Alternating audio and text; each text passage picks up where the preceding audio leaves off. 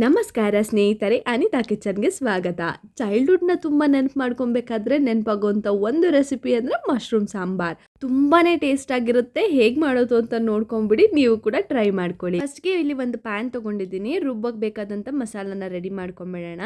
So 2 ಸ್ಪೂನಷ್ಟು ಅಡುಗೆ ಎಣ್ಣೆ, ಹಾಗೆ 1 ಸ್ಪೂನಷ್ಟು ಜೀರಿಗೆ, ಹಾಗೆ 1 ಸ್ಪೂನಷ್ಟು ಸಾಸಿವೆ, 4ರಿಂದ 5 ಕಾಳು ಲವಂಗ, 1 ಪೀಸ್ ಚಕ್ಕೆ, ಹಾಗೆ 1 ಪೀಸಷ್ಟು ಏಲಕ್ಕಿ, 4ರಿಂದ 5 ಮೆಣಸನ್ನ ಹಾಕ್ಕೊಂಡು ಲೈಟಾಗಿ ಫ್ರೈ ಆಗೋ ಟೈಮಲ್ಲಿ 1 ಹಸಿರು ಮೆಣಸಿನ್ಕಾಯಿನ ಈ ಥರ ಕಟ್ ಮಾಡಿ ಹಾಕ್ಕೊಂಡಿದ್ದೀನಿ. ಹಾಗೆ ಇದಕ್ಕೆ 2 ಬೆಳ್ಳುಳ್ಳಿನ ಜಜ್ಜಿ ಹಾಕ್ಕೊಳ್ತಾ ಇದ್ದೀನಿ. ಹೀಗೆ ಹಾಕ್ಕೊಂಡ್ರೆ ಸಿಡಿಯೋದಿಲ್ಲ. ಸೊ ಹಾಗಾಗಿ ಇದು ಕೂಡ ನೀಟಾಗಿ ಫ್ರೈ ಆದಮೇಲೆ 2 ಮೀಡಿಯಮ್ ಈರುಳ್ಳಿನ ನಾನಿಲ್ಲಿ ಉದ್ದಕ್ಕೆ ಕಟ್ ಮಾಡಿ ಹಾಕ್ಕೊಂಡಿದ್ದೀನಿ. ಇದು ಕೂಡ ಲೈಟಾಗಿ ಕೆಂಪಗಾಗೋವರೆಗೂ ಹಾಕೋಬೇಕು. ಅರ್ಧದಷ್ಟು ಶುಂಠಿನ ಸೇರಿಸ್ಕೊಂಡು ಚೆನ್ನಾಗಿ ಫ್ರೈ ಮಾಡ್ಕೊಳ್ತಾ ಇದ್ದೀನಿ.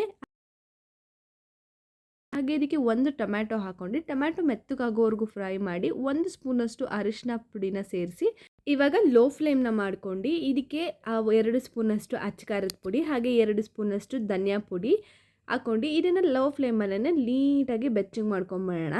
ಅಂದರೆ ಐ ಫ್ಲೇಮಲ್ಲಿ ಹಾಕ್ಕೊಂಡು ಫ್ರೈ ಮಾಡೋದು ಬೇಡ.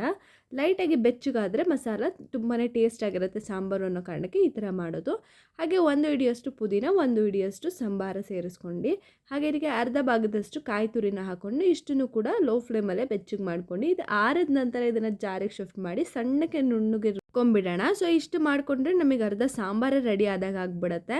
ಸೊ ಇವಾಗ ಒಂದು ಕುಕ್ಕರ್ ತೊಗೊಂಡು ಇದಕ್ಕೆ 2ರಿಂದ 3 ಸ್ಪೂನಷ್ಟು ಅಡುಗೆ ಎಣ್ಣೆ, ಹಾಗೆ 1 ಸ್ಪೂನು ಸಾಸಿವೆ ಹಾಕಿ ಚೆನ್ನಾಗಿ ಸಿಡಿದ ನಂತರ ಇದಕ್ಕೆ ಕಟ್ ಮಾಡ್ಕೊಂಡಿದ್ದಂಥ ಸಂಬಾರ, ಹಾಗೆ ಪುದೀನ, ಹಾಗೆ 1 ಈರುಳ್ಳಿ, ದಪ್ಪ ಈರುಳ್ಳಿ ತೊಗೊಂಡಿದ್ದೀನಿ 1. ಸೊ ಅದನ್ನು ಕೂಡ ಹಾಕ್ಕೊಂಡು ಫ್ರೈ ಮಾಡಿ ಇದಕ್ಕೆ ಚಿಲಕ್ಸಿಟ್ಕೊಂಡಿದ್ದಂಥ ಅವರೆಕಾಳನ್ನ ಸೇರಿಸ್ಕೊಳ್ತಾ ಇದ್ದೀನಿ. ನೋಡಿ, ಅವರೆಕಾಳನ್ನು ಕೂಡ ಎಣ್ಣೆಲಿ ಚೆನ್ನಾಗಿ ಫ್ರೈ ಮಾಡಿದ ನಂತರ ರುಬ್ಬಿಟ್ಕೊಂಡಿದ್ದಂಥ ಮಸಾಲನ ಸೇರಿಸ್ಕೊಂಡು ಈ ಥರ ಕುದಿ ಬರೋವರೆಗೂ ವೆಯ್ಟ್ ಮಾಡಿ ಸಾಂಬಾರು ಹದ ಹೇಗೆ ಬೇಕು ನೋಡಿ ಸಾಂಬಾರಿಗೆ ನೀರು ಹಾಕ್ಕೊಳ್ಳಿ ಅಂತೀನಿ ಯಾವಾಗ್ಲೂ. ಬಟ್ ಇದು ಮಶ್ರೂಮ್ ಸಾಂಬಾರು ಆಗಿರೋದ್ರಿಂದ ಸ್ವಲ್ಪ ಗಟ್ಟಿನೇ ಇರಲಿ ಸಾಂಬಾರು.